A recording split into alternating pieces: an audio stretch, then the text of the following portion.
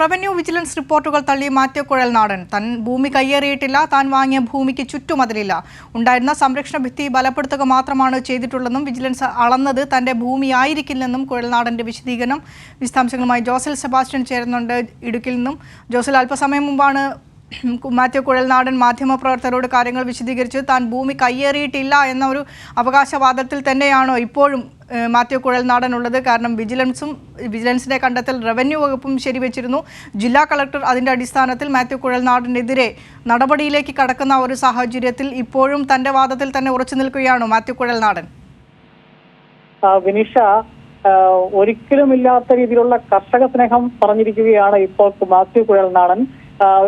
നമുക്കറിയാം, ഇടുക്കി ജില്ലയിൽ കസ്തൂരിരംഗനാണെങ്കിലും ഗാഡ്ഗിൽ വിഷയത്തിലാണെങ്കിലും കർഷകർക്കെതിരെ നിന്നു എന്ന് CPM-ഉം ഇടതുപക്ഷവും ആരോപിക്കുന്ന അവസ്ഥ നമുക്കറിയാം. ആ അവസരത്തിലാണ് വളരെ വൈകാരികമായി കർഷകന്റെ ആത്മാഭിമാനത്തെ ചോദ്യം ചെയ്യരുത് എന്ന് കുഴൽനാടൻ ഇപ്പോൾ വൈകാരികമായി പറഞ്ഞിരിക്കുന്നത്.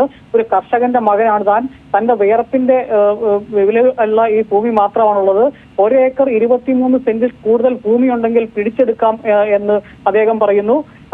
അതുപോലെ തന്നെ അദ്ദേഹം പറയുന്ന ഒരു വിചിത്രമായ വാദം വീണ്ടും വീണ്ടും ആവർത്തിക്കുകയാണ്. അതായത്, ഈ ഭൂമി വാങ്ങിയ ഘട്ടത്തിൽ ഞാനിത് അളന്നു നോക്കിയിട്ടില്ല, സ്ഥാനാർത്ഥി തെരഞ്ഞെടുപ്പിന് തൊട്ടു മുമ്പാണ് ഈ ഭൂമി വളരെ ധൃതിപ്പെട്ട് രജിസ്ട്രേഷൻ നടത്തുകയായിരുന്നു. സ്ഥാനാർത്ഥിയായി വോട്ട് പിടിക്കുന്നതിന്റെ തിരക്കിലായതുകൊണ്ട് ഞാൻ അളന്നു നോക്കാൻ സാധിക്കാതെ വന്നത്, അങ്ങനെ അളന്നു നോക്കേണ്ടത് ഒരു അനിവാര്യതയായി എനിക്ക് അന്ന് തോന്നിയില്ല എന്നൊക്കെയുള്ള വാദങ്ങളാണ് അദ്ദേഹം നടത്തുന്നത്. ഇപ്പോൾ ഏതായാലും അദ്ദേഹത്തിന് തന്നെ ഇപ്പോൾ പറഞ്ഞുകൊണ്ടിരിക്കുന്നത് അളന്നു നോക്കിക്കഴിഞ്ഞിട്ടുണ്ടെങ്കിൽ കയ്യേറ്റമുണ്ടെങ്കിൽ ഒഴിപ്പിച്ചെടുക്കാം എന്നുള്ള നിലപാടൊക്കെയാണ് അദ്ദേഹം ഇപ്പോൾ പറയുന്നത്.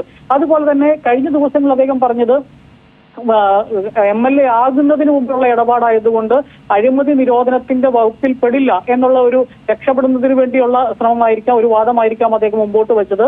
എന്നാൽ അതിനുശേഷവും ഈ ഭൂമി പോക്കുവരവ് നടത്തിയിട്ടുണ്ട്, അതിന്റെ ഇടപാടുകൾ നടത്തിയിട്ടുണ്ട്. അതുപോലെ തന്നെ ആ ഭൂമിയിലുള്ള കെട്ടിടം 17 ലക്ഷം രൂപയോളം വരുന്ന കെട്ടിടത്തിന്റെ മൂല്യം കാണിക്കാതെയാണ് രജിസ്റ്റർ ചെയ്തിട്ടുള്ളത് എന്നുള്ള വിജിലൻസിന്റെ ആരോപണം എല്ലാം ഇതിനകത്തൊപ്പം മുന്നോട്ട് വരുന്നുണ്ട്. വിനീഷ, ശരി. റവന്യൂ വിജിലൻസ് റിപ്പോർട്ടുകൾ തള്ളി മാത്യു കുഴൽനാടൻ താൻ ഭൂമി കയ്യേറിയിട്ടില്ല, താൻ വാങ്ങിയ ഭൂമിക്ക് ചുറ്റുമതിലില്ല, ഉണ്ടായിരുന്ന സംരക്ഷണ ഭിത്തി ബലപ്പെടുത്തുക മാത്രമാണ് ചെയ്തിട്ടുള്ളതെന്നും വിജിലൻസ് അളന്നത് തന്റെ ഭൂമി ആയിരിക്കില്ല എന്നും മാത്യു കുഴൽനാടന്റെ വിശദീകരണം. ജോസൽ സെബാസ്റ്റ്യനാണ് വിശദാംശങ്ങൾ നൽകിയത്.